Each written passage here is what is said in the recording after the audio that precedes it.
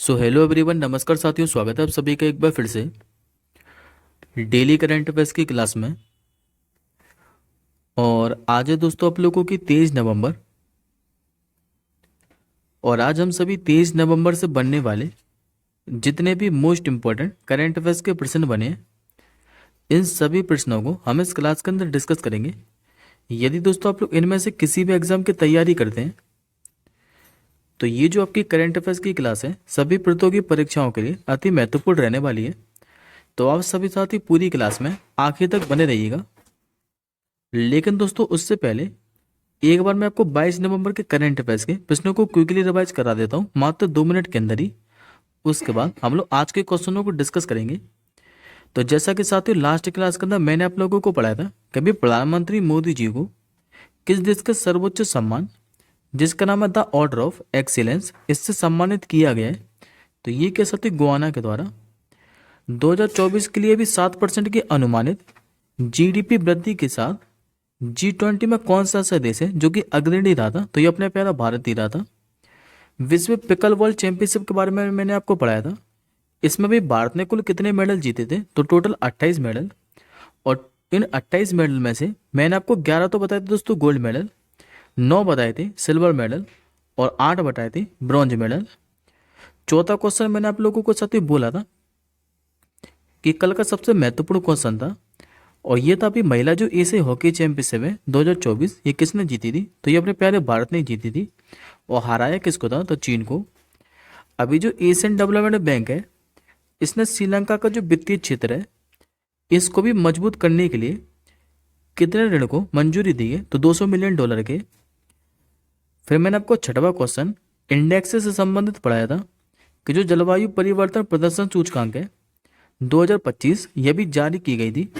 और इसमें दोस्तों बात की रैंक क्या रही थी? तो बात की रैंक तो इसमें रैंक है ये 10वीं रही थी।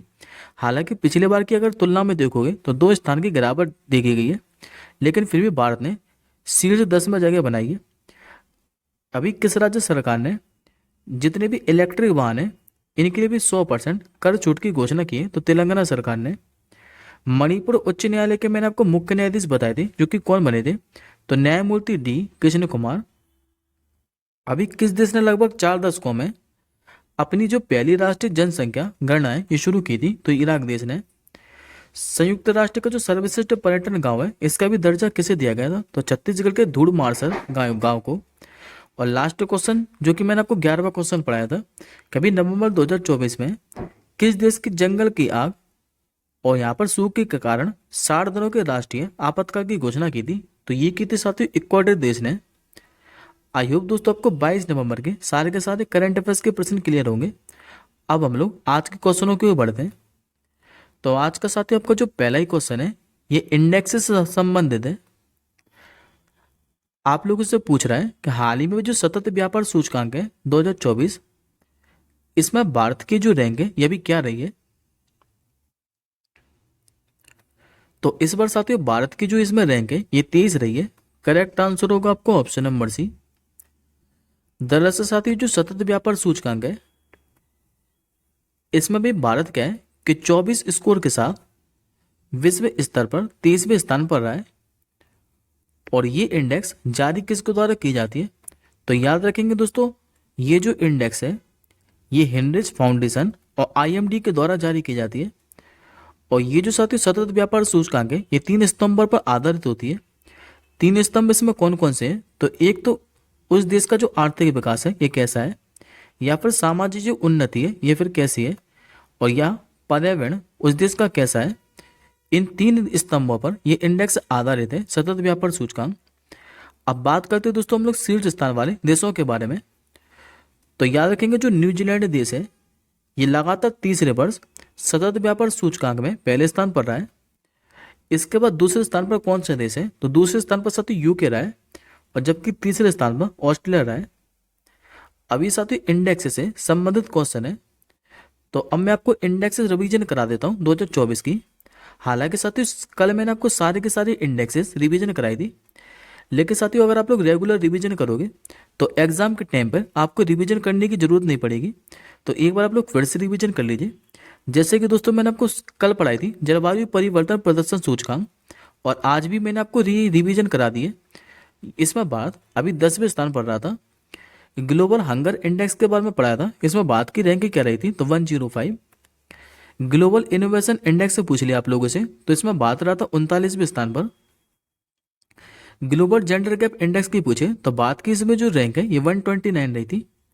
इसके बाद मैंने आपको यूनाइटेड नेशन जो डेवलपमेंट प्रोग्राम है यानी कि यूएनडीपी, इसके द्वारा मैंने आपको 2 इंडेक्सेस पढ़ाई थी। इसने 2 इंडेक्सेस जारी की थी, एक तो ह्यूमन डेवलपमेंट इंडेक्स और दूसरी इसने जारी की थी जेंडर इनइक्वालिटी इंडेक्स, जिसमें साथ जो ह्यूमन डेवलपमेंट इंडेक्स है यानी कि मानव विकास सूचकांक, इसमें भारत ने एक रैंक सुधार किया था और भारत आ गया था इसमें 134वें स्थान पर। जबकि जो लैंगिक असमानता सूचकांक है यानी कि जेंडर इनइक्वालिटी इंडेक्स, इसमें भारत जो है 108वें स्थान पर रहा था। इसके बाद मैंने आपको वैश्विक बौद्धिक संपदा सूचकांक पढ़ाई थी, इसमें भारत रहा था 42वें स्थान पर।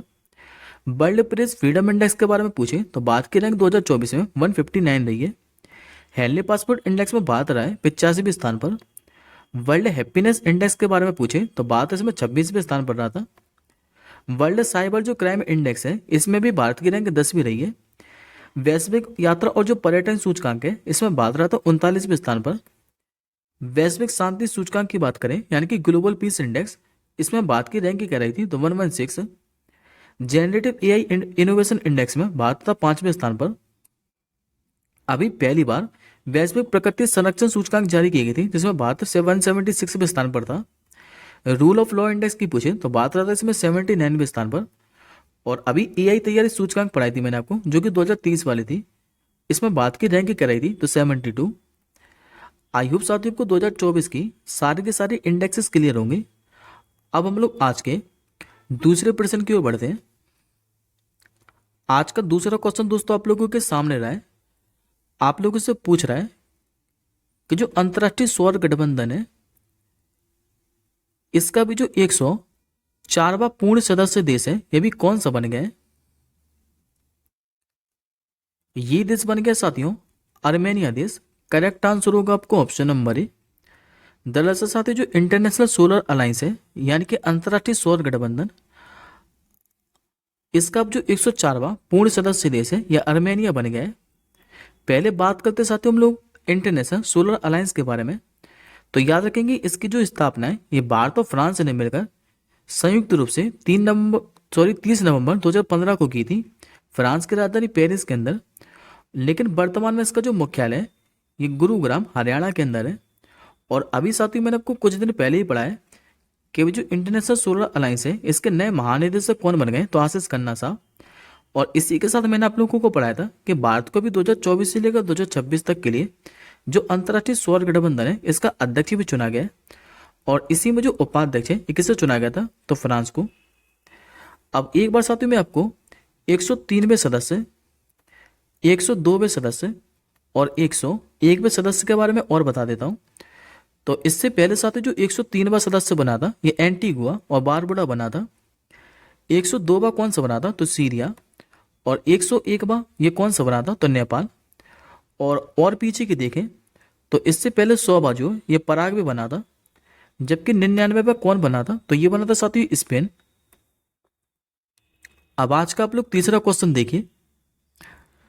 आज का तीसरा क्वेश्चन दोस्तों आप लोगों के सामने रहा है। आप लोगों से पूछ रहा है कि हाल ही में जो असम है इसके किस जिले का नाम बदलकर श्री भूमि किया गया है। ये कर दिया साथियों करीमगंज जिले का नाम बदलकर। करेक्ट आंसर होगा ऑप्शन नंबर सी।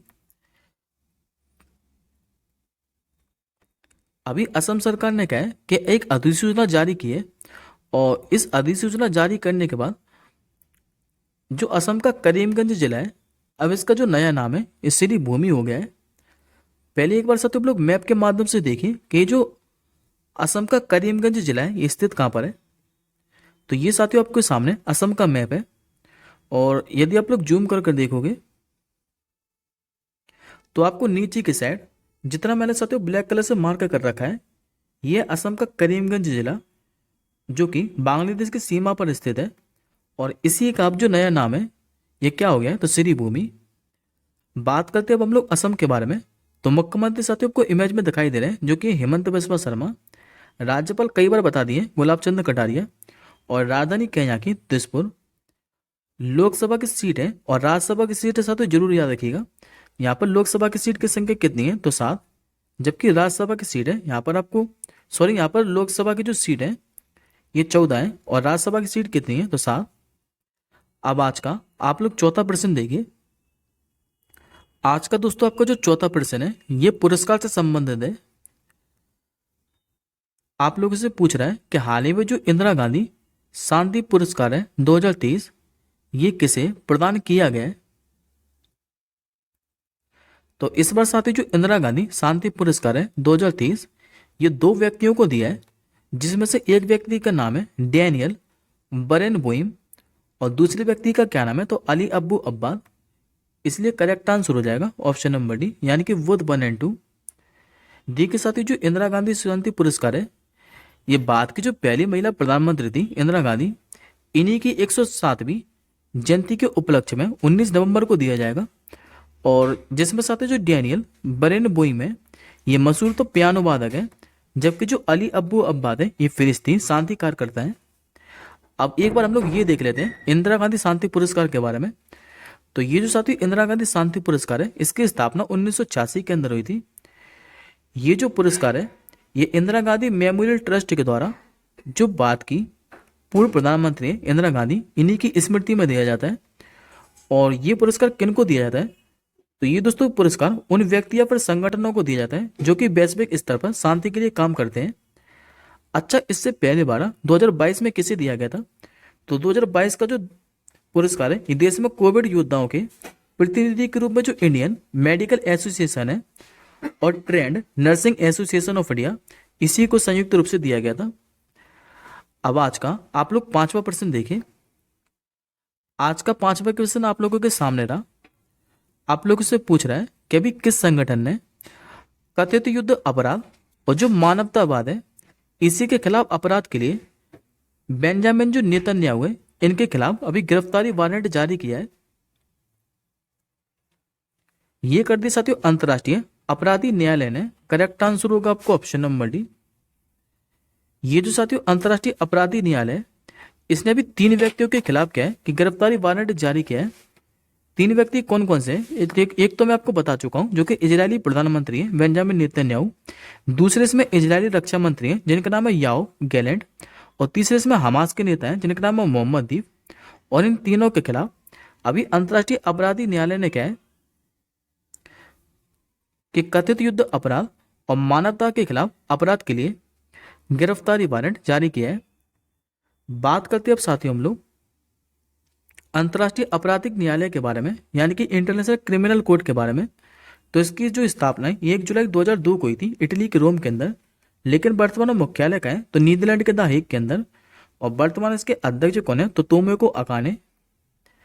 अब आज के हम लोग 6वें प्रश्न की ओर बढ़ते हैं। आज का 6वां जो क्वेश्चन है ये भी पुरस्कार से संबंधित ही है। आप लोगों से पूछ रहा है कि अभी वर्ष 2022 और 2023 के लिए जो उस्ताद बिस्मिल्लाह खां युवा पुरस्कार है, इससे कितने युवा कलाकारों को सम्मानित किया जाएगा। तो इस बार जो उस्ताद बिस्मिल्लाह खां युवा पुरस्कार है, इससे 82 जो युवा कलाकार हैं इनको सम्मानित किया जाएगा। करेक्ट आंसर होगा ऑप्शन नंबर बी। और ये साथी जो पुरस्कार है ये प्रदान कौन करेगा, तो हमारे जो केंद्रीय संस्कृति और पर्यटन मंत्री हैं, नाम है जिनका गजेंद्र सिंह शेखावत। ये नई दिल्ली में एक समारोह के दौरान ये पुरस्कार प्रदान करेंगे और इस बार 82 कलाकारों को यह पुरस्कार दिया जाएगा। बात करते हैं अब हम लोग उस्ताद बिस्मिल्लाह खां युवा पुरस्कार के बारे में। तो ये जो साथियों पुरस्कार है ये संगीत नाटक अकादमी के द्वारा जो भारत रत्न विजेता है उस्ताद बिस्मिल्लाह खां, इन्हीं के नाम पर 2006 में इसकी शुरुआत की गई थी। पुरस्कार किन क्षेत्रों में दिया जाता है, तो जैसे कि साथियों संगीत, नृत्य, नाटक और आदिवासी कलाओं के क्षेत्र में। और कितने वर्ग की आयु को यह पुरस्कार दिया जाता है, तो याद रखेंगे 40 वर्ष तक की आयु के जो युवा कलाकार हैं इन्हीं को यह पुरस्कार दिया जाता है। और इसमें कितनी इनामी राशि दी जाती है, तो 25,000 रुपए की नगद इनामी राशि। अब आज का आप लोग 7वां क्वेश्चन देखिए। आज का आपका साथियों जो 7वां क्वेश्चन है यह अपॉइंटमेंट से संबंधित है। यहां से साथियों आपको 2 अपॉइंटमेंट पढ़ाने वाला हूं लगातार, 7वां और 8वां। ये दोनों जो क्वेश्चन है अपॉइंटमेंट से संबंधित है, जिसमें से पहला अपॉइंटमेंट आप लोगों से पूछ रहा है कि भी बांग्लादेश के जो नए मुख्य चुनाव आयुक्त हैं ये भी कौन बन गए हैं। तो ये साथियों वन लाइनर क्वेश्चन है, आप लोगों से इतना ही पूछेगा कि अभी बांग्लादेश के जो नए मुख्य चुनाव आयुक्त हैं ये बन चुके हैं अभी AMM नसीरुद्दीन। करेक्ट आंसर होगा आपको ऑप्शन नंबर बी। अभी जो AM नसीरुद्दीन है इनको बांग्लादेश के नए मुख्य चुनाव आयुक्त नियुक्त कर दिया है। बात करते साथ हम लोग बांग्लादेश के बारे में, तो याद रखेंगे राजधानी क्या है यहाँ की, तो ढाका। मुद्रा क्या चलती है बांग्लादेश में, तो टका। और यहाँ के राष्ट्रपति कौन है, तो मोहम्मद शहाबुद्दीन। अब आज का आप लोग 8वां क्वेश्चन देखिए, ये भी अपॉइंटमेंट से संबंधित ही है, क्योंकि मैंने आपको 7वीं क्वेश्चन में बोला है कि आज मैं आपको 2 अपॉइंटमेंट से संबंधित क्वेश्चन पढ़ाने वाला हूँ। दूसरा अपॉइंटमेंट आप लोगों से पूछ रहा है कि अभी नवंबर 2024 में जो मिजोरम राज्य है यहाँ के जो नए मुख्य सचिव है इसके रूप में किसे नियुक्त कर दिया है। ये बनाया साथियों खिल्लीराम मीणा को। करेक्ट आंसर होगा ऑप्शन नंबर डी। ये जो दोस्तों खिल्लीराम मीणा है ये अरुणाचल प्रदेश, गोवा, मिजोरम कैडर के 1993 बैच के अधिकारी हैं और इनको भी मिजोरम का नया मुख्य सचिव बना दिया है। अच्छा, इन्होंने स्थान किसका लिया है, तो इन्होंने एच लालिंग माविया का स्थान लिया है। अब ये दोस्तों मुख्य सचिव से संबंधित क्वेश्चन है, तो अभी जितने भी नए मुख्य सचिव बने एक बार मैं आपको उनके बारे में रिवीजन करा देता हूँ। जैसे कि दोस्तों राजेश कुमार के बारे में बताया था मैंने आपको, राजेश कुमार सिंह, इनको भी नया रक्षा सचिव बनाया गया था। टीवी सोमनाथन की बात करें तो ये कैबिनेट सचिव बने थे। विक्रम मिश्री का नाम मैंने अभी आपको पढ़ाया रिसेंटली, इनका भी वित्त सचिव के रूप में कार्यकाल बढ़ाया गया और कब तक कर दिया है, तो 14 जुलाई 2026 तक। श्री संदीप पौंडरिक की बात करें तो इस्पात मंत्रालय के सचिव बने थे। गोविंद मोहन अभी गृह सचिव बने थे। तुहिरकांत पांडे की बात करें तो वित्त सचिव बन चुके हैं ये। विक्रम देवदत्त ये कोयला मंत्रालय में सचिव बने थे। धर्मेंद्र कुमार की बात करें तो दिल्ली के नए मुख्य सचिव बने थे। अमृतलाल मीणा ये बिहार के नए मुख्य सचिव बने थे। शारदा मुरलीधरन को केरल का नया मुख्य सचिव बनाया गया था और KP सिन्हा साहब को पंजाब का 43वां मुख्य सचिव बनाया गया था। अब देखिए आज का 9वां क्वेश्चन। आज का साथियों को जो 9वां क्वेश्चन है ये महत्वपूर्ण है, इस पे आप लोग स्टार मार्क कर लीजिए। आप लोगों से पूछ रहा है कि भाई जो ग्लोबल कोऑपरेटिव सम्मेलन है इसमें संयुक्त राष्ट्र अंतर्राष्ट्रीय सहकारिता वर्ष 2025 का जो शुभारंभ है ये कौन करेगा। ये करने वाले साथियों प्रधानमंत्री मोदी जी। करेक्ट आंसर होगा ऑप्शन नंबर बी। अभी प्रधानमंत्री मोदी जी कहे कि 25 नवंबर को नई दिल्ली में ग्लोबल जो कोऑपरेटिव सम्मेलन है इसके उद्घाटन सत्र के दौरान संयुक्त राष्ट्र अंतर्राष्ट्रीय सहकारिता वर्ष 2025 का शुभारंभ करेंगे। और ये क्वेश्चन साथियों महत्वपूर्ण क्यों है, क्योंकि भारत पहली बार जो अंतर्राष्ट्रीय सहकारिता संघ है इसके 130 साल के इतिहास में ग्लोबल कोऑपरेटिव सम्मेलन की मेजबानी करेगा। और इस सम्मेलन का विषय क्या रहने वाला है, तो सहकारिता सभी के लिए समृद्धि का निर्माण करती है। अच्छा, अध्यक्षता कौन करेगा, तो केंद्रीय सहकारिता जो मंत्री हैं और गृह मंत्री अमित शाह जी ये मुख्य अतिथि के रूप में उद्घाटन सत्र का अध्यक्षता करेंगे। और इसी के साथ भूटान जो फिजी के प्रधानमंत्री हैं ये सम्मानित अतिथियों के रूप में उपस्थित होंगे। अब आज का आप लोग 10वां क्वेश्चन देखिए। आज का आपका जो 10वां क्वेश्चन है ये दिवस से संबंधित है। आप लोगों से पूछ रहा है कि विश्व जो मत्स्य दिवस है यानी कि वर्ल्ड फिशरीज डे ये कब मनाया जाता है। तो हर साल साथ जो वर्ल्ड फिशरीज डे है ये मनाया जाता है 21 नवंबर को। सही उत्तर होगा ऑप्शन नंबर सी। पहली बार ये जो विश्व मत्स्य दिवस है ये कब मनाया गया था, तो 21 नवंबर 2015 को। और हर साल ये किसी न किसी विषय के साथ मनाया जाता है। 2024 की इसकी थीम क्या है, तो भारत ब्लू ट्रांसफॉर्मेशन ये 2024 के लिए वर्ल्ड फिशरीज डे का थीम है। अब यहाँ से दोस्तों आपको 2 क्वेश्चन और याद रखना है जो कि एग्जाम में पूछे हुए हैं। यदि आप लोगों से पूछे कि जो ब्लू रिवॉल्यूशन है यानी कि नीली क्रांति इसका संबंध किससे है, तो मछली उत्पादन से। और विश्व ट्यूना दिवस के बारे में भी एग्जाम में पूछा जा चुका है। ये हर साल कब मनाया जाता है, तो 2 मई को। ट्यूना साथियों है क्या, तो ये एक मछली है और इसी के बारे में जागरूकता बढ़ाने के लिए हर साल विश्व ट्यूना दिवस 2 मई को मनाया जाता है। अब एक बार दोस्तों हम लोग नवंबर महीने के सारे डेज को रिवीजन कर लेते हैं जल्दी से, क्योंकि कल हम लोगों ने नवंबर महीने के डेज रिवीजन नहीं करे थे। आज मैं आपको नवंबर महीने के सारे डेज रिवीजन करा देता हूँ एक बार जल्दी से। जैसे कि दोस्तों 1 नवंबर को इस बार मैंने आपको एक ही दिवस पढ़ाया था, पत्रकारों के खिलाफ अपराधों के लिए दंड समाप्त करने हेतु जो अंतर्राष्ट्रीय दिवस है ये 1 नवंबर को बनाया गया था। इसके बाद मैंने आपको सीधा 5 नवंबर को पढ़ाया था विश्व सुनामी जागरूकता दिवस। फिर मैंने आपको सीधा 6 नवंबर को पढ़ाया था युद्ध और सशस्त्र संघर्ष में पर्यावरण के शोषण को रोकने के लिए अंतर्राष्ट्रीय दिवस। 7 नवंबर को पढ़ाया था मैंने इस बार 3 दिवस, एक तो छठ पूजा मनाया गया था, राष्ट्रीय कैंसर जागरूकता दिवस और चंद्रशेखर जो वेंकट रमन है इनकी जयंती ये 7 नवंबर को मनाई गई थी।